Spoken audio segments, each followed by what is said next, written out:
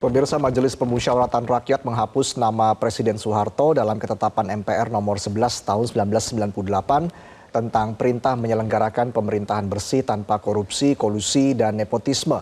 Pencabutan itu pun menuai polemik dan untuk membahasnya sudah bergabung Wakil Ketua Umum DPP Partai Golkar Nurdin Halid dan pengamat hukum tata negara Bivitri Susanti. Selamat malam Pak Nurdin, selamat malam Mbak Bivitri. Selamat malam, saya luruskan dari saya bukan lagi wakil ketua umum di kepengurusan sekarang. Jadi sekarang posisi Anda sebagai apa Pak Nurdin? Mohon maaf. Ya, belum tahu nanti karena sunang kepengurusan belum diumumkan semua, belum lengkap. Ya, sekarang ya politisi senior Partai Golkar.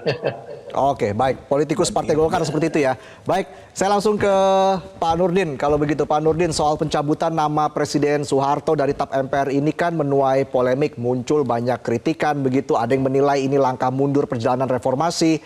Anda sendiri bagaimana merespon kritikan-kritikan yang datang ini? Jangankan dicabut, harusnya pada saat itu kebablasan MPR. Kenapa masukkan nama Soeharto tanpa dasar yang kuat? Harusnya memasukkan nama Soeharto itu ketika mulai proses hukum. Sama Bung Karno. Kenapa juga Bung Karno dimasukkan waktu itu?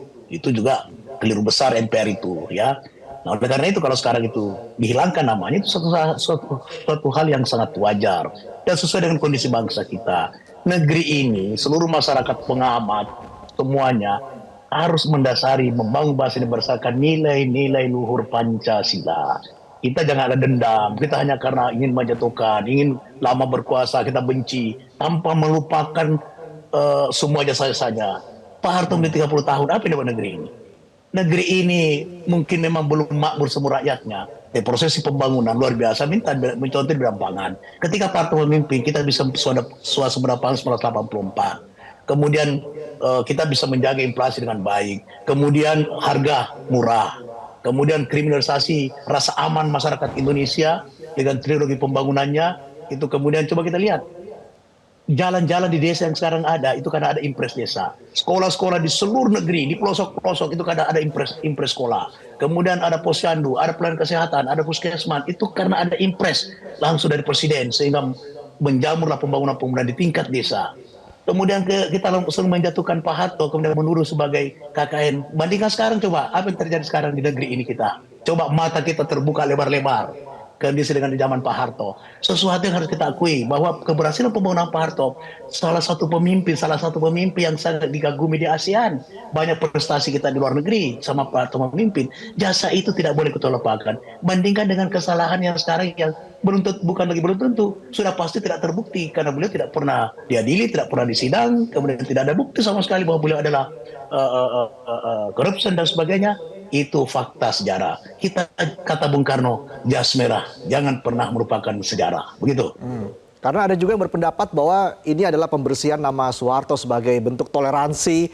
Bahkan ada yang mengatakan pembersihan nama Soeharto ini sebagai bentuk toleransi terhadap praktek KKN. Bagaimana Anda menyoroti kritikan tersebut? Ya, persepsi pendapat yang terkerukaan hal sekarang ini wajar-wajar saja. Sekarang ini negeri kita memang sudah masuk proses demokrasi. Tapi yang saya katakan bahwa jangan kita bangun demokrasi Indonesia dengan meninggalkan jati diri bangsa Indonesia. Bangsa ini sudah bersepakat oleh Founders kita, nilai-nilai kebangsaan, Pancasila, Undang-Undang 45, NKRI, Bhinneka Tunggal Ika, itu mendasari daripada seluruh proses pembangunan kita. Kita jangan mengakui pembangunan berdasarkan Pancasila tapi kemudian liberal, kapitalistik. Itu keterbukaan harus berdasarkan nilai, keterbukaan harus berdasarkan kejujuran, keterbukaan harus pada kegotong royongan, kekeluargaan, kebersamaan oleh bangsa Indonesia. Jangan atas dasar kebencian, tidak suka, kemudian kita seenaknya berpendapat karena keterbukaan. Ini yang harus disadarkan oleh bangsa kita sehingga kita menuju Indonesia emas betul-betul dalam suasana persatuan, kesatuan, fakta. Apa yang menjadi fakta itu yang kita kemukakan, bukan praduga, bukan kecurigaan, bukan kebencian. Begitu Reza. Oke, saya langsung ke Mbak Bivitri kalau begitu. Mbak Bivitri, Ketua MPR Pak Bamsud menegaskan sebenarnya tidak ada pencabutan nama Presiden kedua RI Soeharto dari ketetapan MPR terkait pemberantasan KKN. Tapi ini sekedar menegaskan bahwa upaya penegakan hukum terhadap Presiden Soeharto yang diamanatkan oleh ketetapan MPR itu sudah dilaksanakan. Nah ini sebenarnya indikator sudah dilaksanakan ini seperti apa? Bagaimana Anda melihat keputusan ini, Mbak Bivitri? Ya, jadi satu saya akan menanggapi dari aspek hukum, terus kemudian kedua saya ingin menanggapi apa yang disampaikan oleh Pak Nurdin Halid tadi ya. Jadi kalau dari aspek hukum, publik perlu mengetahui bahwa sebenarnya kalau putusannya terkait dengan putusan untuk Presiden Abdurrahman Wahid dan Presiden Soekarno, sebenarnya sejak ketetapan MPR nomor 1 tahun 2003, kedua ketetapan itu dianggapnya sudah selesai. Jadi bukannya MPR kali ini mencabut secara hukum tata negara, sejak TAP MPR 1 2003, jadi 21 tahun yang lalu memang sudah dianggap selesai. Nah, jadi waktu itu TAP MPR 1 2003 menjelaskan ada TAP MPR yang sudah selesai, jadi memang sudah dicabut, ada juga yang harus dilaksanakan dengan undang-undang. Nah, TAP MPR yang terkait dengan Soeharto memang belum dicabut karena ada keinginan untuk menyelesaikan kasus-kasus hukum yang terkait dengan Soeharto dan untuk menyelesaikan skema untuk penyelenggara negara yang bersih dan bebas KKN. Tapi kalaupun mau dicabut namanya, tidak bisa hanya melalui pidato. Dan jangan lupa untuk melakukan manuver politik seperti itu, harusnya juga partisipatif. Apakah warga yang waktu itu menjadi korban dari kejahatan-kejahatan Orde Baru diajak bicara atau tidak, atau hanya langsung dipidatokan terus setuju begitu. Nah, bagi itu bukan mekanisme yang dapat dilakukan terhadap pembentukan peraturan perundang-undangan. Nah, kemudian yang kedua, saya ingin menanggapi dua hal. Yang pertama adalah yang harus dipahami dalam proses politik itu ada yang namanya proses hukum, ada yang memang proses politik. Yang terjadi tahun 98 adalah MPR yang kali itu bertugas memang sudah benar untuk merespons 6 tuntutan reformasi 98. Salah satu tuntutan itu adalah adili Soeharto dan kroni-kroninya. Jadi harus dipahami dalam konteks politik bahwa MPR merespons animo masyarakat. Jangan lupa waktu itu demonstrasi besar dan menyebabkan salah satunya berkontribusi pada turunnya Soeharto pada waktu itu, sehingga responsnya adalah TAP MPR. Dan harus dipahami juga bahwa yang satu keputusan politik, yang satu lagi keputusan hukum. Ketika kita menghukum mantan presiden maupun siapa saja aktor politik yang telah bersalah dalam proses penyelenggaraan negara, itu bukan balas dendam. Tapi itu adalah cara kita supaya kedepannya tidak berulang lagi kejahatan-kejahatan yang dilakukan oleh penguasa. Bukan balas dendam, nggak ada yang dendam karena bahkan... Nah, Mbak Fitri, kejahatan apa? Kejahatan apa yang dimaksud? Apakah kejahatan itu? Kejahatan apa yang dimaksud? Pak Nurdin, Pak Nurdin, kita dengarkan dulu pernyataan dari komentar dari Mbak Bivitri. Baru setelah itu akan ditanggapi oleh Pak Nurdin. Silakan Mbak Bivitri. Untuk Pak Nurdin, untuk Pak Bamsud, untuk banyak elit politik lainnya, Soeharto seakan-akan berjasa. Tapi jangan lupa, ada orang-orang yang bukan elit, yang sebenarnya misalnya kebijakan atau ketidakbijakan soal peristiwa Tanjung Priok. Waktu itu orang-orang dibunuh pada masa Soeharto. Peristiwa Petrus, penembakan misterius. Kemudian juga peristiwa di Aceh dan lain sebagainya.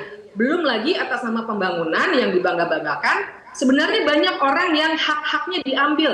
Kasus Kedung Ombok, jangan lupa. Bahkan fakta bahwa Soeharto berkuasa 32 tahun, tidak mengindahkan pembatasan kekuasaan, sebenarnya sudah merupakan pelanggaran konstitusi. Nah, hal-hal seperti itu tentu saja bagi elit politik tidak dirasakan.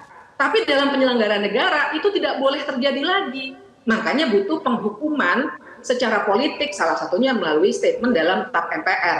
Jadi bagi saya keluarnya penghilangan nama Soeharto ini adalah cara untuk kita seakan-akan menghapus sejarah kita. Buat saya ini bukan soal dendam, tapi soal bagaimana kita sebagai bangsa melihat dan belajar dari sejarah kita. Yang saya khawatirkan ke depannya, artinya kalau ada lagi dosa-dosa yang dilakukan oleh Presiden, kita akan terus-menerus berusaha untuk memaafkan. Ini bukan relasi yang setara antar manusia, tapi ini antara penguasa dengan warga. Jadi kalau ada kejahatan-kejahatan, penghukuman politik dan juga secara pengadilan itu harus dilakukan, Mas Reza. Oke, tapi soal Pak Bamsud juga mengatakan, Mbak Bivitri ya, sudah ada SKP 3 tahun 2006 oleh Kejagung dan juga sesuai pasal 77 KUHP, kewenangan menuntut pidana dihapus jika tertuduh meninggal dunia. Seberapa kuat ini untuk mencabut nama Presiden Soeharto dari TAP MPR? Nah, itu yang tadi ingin saya bedakan antara proses hukum dengan proses politik. Bagi saya TAP MPR itu adalah sebuah pernyataan politik bahwa apa yang telah dilakukan itu salah. Tidak ada hubungannya dengan proses hukum. Proses hukumnya memang sudah berhenti. walaupun saya harus klarifikasi bahwa berhenti karena memang ada impunitas ya dari aspek politiknya, itu kan dihentikan kan SKP 3 tuh. Ya, jadi kita harus pahami juga konteks politiknya seperti itu. Biasanya memang di negara-negara yang mulai memasuki demokrasi dari masa otoritarianisme, kecenderungannya pemimpin yang lama itu memang tidak akan diadili selama konco-konconya masih ada dalam pemerintahan. Nah, saya minta tanggapan dari catatan Pak politik Nurdin mengenai hal itu masih tetap perlu ada dalam MPR. Baik, Gimana, Mas Pak Nurdin, Reza? silakan Pak Nurdin. Ya, jadi pertama, ini kalau Mbak Fitri mengatakan bahwa apa yang menyangkut Pak Harto bukan masalah dendam, cara berpikirnya saja narasinya sudah dendam gitu. Yang mengatakan seolah-olah Pak Harto punya jasa. Bukan seolah Pak Harto punya jasa, Mbak. Bukan seolah-olah lagi, itu fakta. Dan mungkin Mbak Fitri juga merasakan apa yang dilakukan 30 tahun pembangunan Soeharto. Yang kedua, dikatakan bahwa dengan 30 tahun berkuasa sudah sesuai konstitusi. Konstitusi di mana itu Mbak Fitri? MPR yang memilih, bukan Pak Harto milih dirinya. MPR memilih dan itu undang-undang. Presiden dipilih sekali dalam 5 tahun. Sesudahnya dapat kembali. Itu Undang-Undang 45. Sesudahnya dipilih kembali. Oleh siapa? Oleh MPR. Jadi Pak Harto berkuasa bukan karena dia yang memperpanjang masa jabatannya, bukannya mengendaki jabatan. Itu fakta, itu hukum, itu. Jadi cara berpikirnya saja Pak Fitri sudah dendam gitu. Jadi kita harus, Pak Harto punya kesalahan. Itu ada. Tidak ada manusia yang sempurna, itu pasti. Tapi antara kesalahan dengan prestasi Pak Harto 30 tahun tidak sebanding ketika kita memberikan dia gelar pahlawan. Apalagi yang menyangkut MPR, saya setuju betul itu, bahwa MPR itu tidak boleh dicabut hanya dalam pidato, betul. Tetapi apa yang disampaikan Pak Bamsud itu adalah hal yang sangat positif untuk bangsa ini. Kita jangan lagi orang yang sudah berjasa, kemudian pernah masuk ke MPR, sekarang sudah tiada, kemudian harus sampai dikubur itu tap MPR sampai dikubur. Ini Mbak Fitri juga harus sadar tentang hal itu. Jadi jangan kita juga menciptakan sebuah opini yang seolah masalah terhasut. Soal Tanjung Priok dan sebagainya. Apakah Pak Harto terbukti bahwa dia memerintahkan pembunuhan? Apakah ada bukti tentang itu? Sudah pernah juga ada tim HAM dan sebagainya. Belum pernah saya mendengar bahwa hasil daripada HAM itu menyebut nama Soeharto. Saya politisi Partai Golkar, sudah 35 tahun saya di Golkar, bukan saya membela Pak Harto. Satu bukti, di zaman reformasi, kalau Pak Harto ingin mempertahankan kekuasaan, 2/3 anggota MPR itu adalah dari Golkar. Di mana Pak Harto ketua Dewan Pembina. Tapi karena Pak Harto sadar tentang aspirasi rakyat, aspirasi mahasiswa dan sebagainya, dia tidak menggunakan kekuatannya, dan saya itu menguasai militer. Ketua Dewan Pembina Golkar tidak pernah memerintahkan kepada Golkar untuk mempertahankan Pak Harto di MPR. Justru kita Golkar ikut merespon dari aspirasi, dan saya anggota DPR waktu itu. Jadi saya pelaku juga waktu itu, ikut reformasi. Sekalipun saya anggota Golkar, fraksi Golkar dan DPR. Gitu Mbak Pak Fitri. Nurdin, ya Pak Nurdin, yang kemudian menjadi pertanyaan adalah kenapa fraksi Golkar baru mengajukan surat pencabutan ini sekarang? Begitu, pada tanggal 18 September lalu. Apakah memang karena selama ini TAP MPR itu selalu menjadi batu sandungan bagi Presiden Soeharto untuk mendapatkan gelar pahlawan nasional, Pak Nurdin? Bukan. Beberapa tahun, saya kata 5-4 tahun lalu, kita sudah pernah mengajukan untuk Pak Harto sebagai pahlawan, diberi gelar pahlawan nasional, gitu, ya. Nah, sekarang kenapa tidak dipersoalkan TAP MPR tentang Bung Karno? Kenapa Mbak Fitri tak mempersoalkan itu? Karena udah dicabut, coba. Pak. Kenapa tidak mempersoalkan dicabutnya? Kalau saya kenapa tidak mempersoalkan dicabutnya? Nah, udah sekarang gini, Pak Harto fakta dia punya prestasi. Ya, dia punya jasa dan sebagainya, tidak bisa tidak diakui itu. Nah sekarang ada kesalahan, masa kita tidak bisa maafkan kesalahannya, apalagi kesalahannya tidak pernah terbukti. Apa betul dia melakukan pembunuhan, menyuruh melakukan pembunuhan, kemudian menciptakan hal yang merugikan bangsa dan negara, apalagi dia korupsi, belum ada bukti sama sekali. Kenapa kita tidak berpikir sehat, mengajak bangsa ini, sudahlah Pak Harto sudah tiada, apa yang pernah kita lakukan yang kita anggap salah, mari kita cabut semua itu. Kenapa tidak berpikir seperti itu? Mbak Bivitri, apakah dengan pencabutan TAP MPR ini akan semakin memuluskan nama Presiden Soeharto menjadi pahlawan nasional? Ya tentu kalau dari Partai Golkar, karena memang kita sudah mengusulkan dan memperjuangkan agar Pak Harto dengan jasa-jasanya, baik di dalam negeri maupun di luar negeri, akan diberi penghargaan pahlawan nasional. Oke, Mbak Bivitri, tanggapan Anda soal bahwa pencabutan TAP MPR ini akan semakin memuluskan nama Presiden Soeharto menjadi pahlawan nasional, Mbak Bivitri? Iya, bukan hanya itu, bahkan saya melihat sudah mulai ada pembukaan jalan supaya cara kita melihat relasi antara mantan presiden dengan warganya dan apa yang seharusnya dilakukan dan tidak boleh dilakukan, itu hanya selesai di persoalan maaf-memaafkan. yang soalnya bisa selesai dalam masa Idul Fitri misalnya gitu. Tapi kan dalam sebuah penyelenggaraan negara, dalam konteks hukum tata negara, sanksi terhadap mantan presiden itu tetap harus dijalankan. Dan izinkan saya memberikan satu catatan penting bahwa soal pembuktian-pembuktian hukum, tolonglah, kita ini sudah belajar sama-sama, apalagi dalam ilmu hukum. Ada yang namanya memang konteks politik dalam hukum. Bahwa misalnya kasus Tanjung Priok, kasus Petrus, dan segala macam yang sebenarnya sudah diakui sebagai pelanggaran HAM berat, belum bisa dibuktikan di pengadilan, itu juga karena adanya kultur impunitas yang membuat memang jaringan negara yang melakukan, termasuk Soeharto, yang punya andil terhadap kebijakan seperti itu tidak bisa disentuh.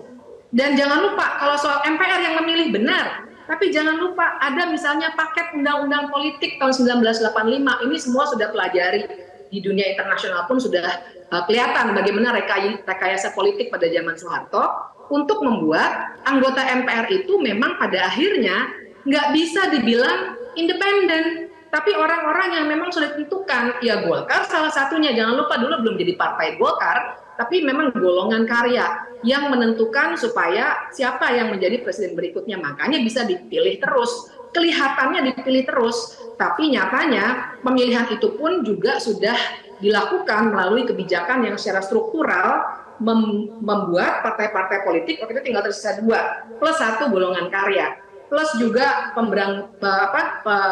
pengaturan soal ormas-ormas dan lain sebagainya yang sudah kita pelajari sebagai paket undang-undang politik yang membuat macetnya kehidupan politik di masa Orde Baru.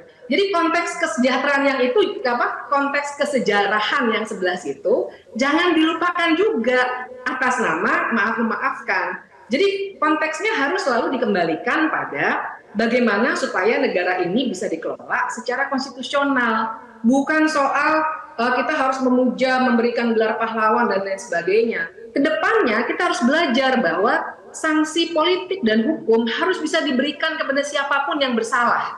Baik itu mantan presiden, politisi, dan lain sebagainya. Kalau tidak, negara ini nggak akan benar. Kita jadi belajar memaafkan terus, dan barangkali itu sebabnya juga Presiden Joko Widodo sedang rajin sekali meminta maaf, bahkan ketika berkunjung ke pasar, ke sekolah-sekolah dasar.